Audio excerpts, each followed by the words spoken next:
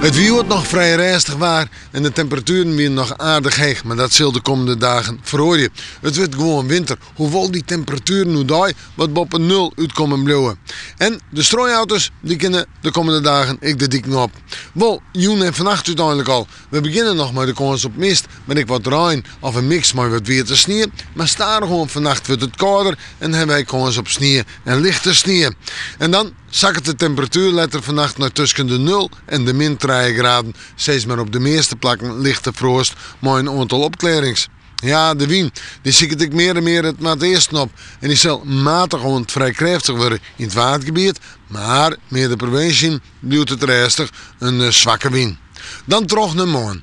Morgen heb ik wat sneeuwbuiken staan. Ja, misschien op eiland nog maar een mix van wat witte sneeuw en rein. En dat is het dan ik. Er zitten er regelmatig bij.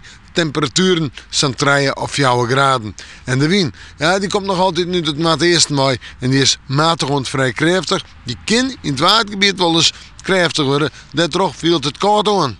En dan terug naar de oordagen. Het winterwaar, zou ik al zeggen.